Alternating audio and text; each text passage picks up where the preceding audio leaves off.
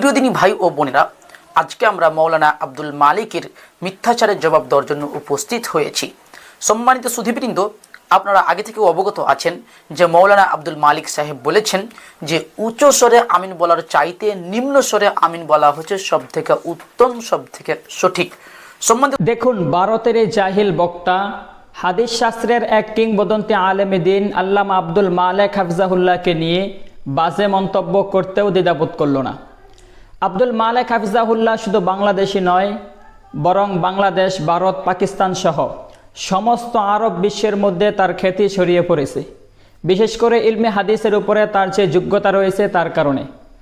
আব্দুল মালিক হাফিজাহুল্লাহ বলেছিলেন যে হাদিস শাস্ত্রের আলোকে আস্তে আমিন বলাটাই উত্তম। আর তখনই ভারতের এই কথিত সালাফি জাহাঙ্গীর বিন বকর, সে নিজেকে আহলে হাদিস দাবি করে হাদিসের অন্তরায় সহিহ হাদিসকে অস্বীকার করে এবং জয়ীফ হাদিসকে পুঁজি বানিয়ে আল্লামা আব্দুল মালিক হাফিজাহুল্লাহর বিরুদ্ধে মন্তব্য করা শুরু করেছে। সে একটি জয়ীফ হাদিস দিয়ে আল্লামা আব্দুল মালিক হাফিজাহুল্লাহর কথাকে খণ্ডন করার চেষ্টা করেছে। আসুন আমরা দেখে নেই সে কোন হাদিস দিয়ে আল্লামা আব্দুল মালিক হাফিজাহুল্লাহকে খণ্ডন করার চেষ্টা করেছিল। সহিহ ইবনে হিব্বানের 1806 নম্বর একটি হাদিস রয়েছে আবু হুরায়রা থেকে বর্ণিত, যে রাসূল করিম সাল্লাল্লাহু আলাইহি ওয়াসাল্লাম নামাজের মধ্যে সূরা ফাতিহা শেষ করে তিনি উচ্চস্বরে আমিন বলতেন।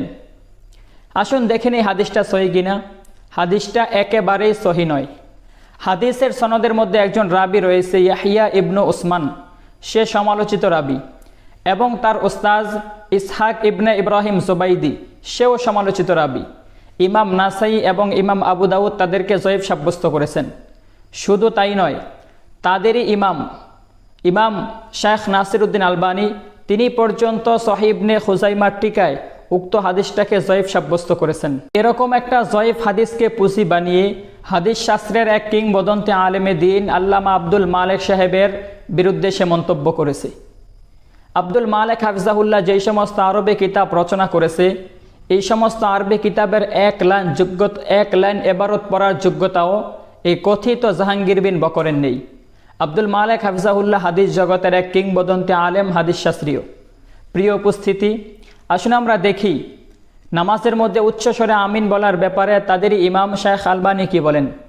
নাসিরউদ্দিন আলবানী তামামুল মিন্না কিতাবের 177 নম্বর পৃষ্ঠার মধ্যে বলেন যে জোরে আমিন বলা, সশব্দে আমিন বলার পক্ষে কোনো সহি এবং মারফু হাদিসে নেই।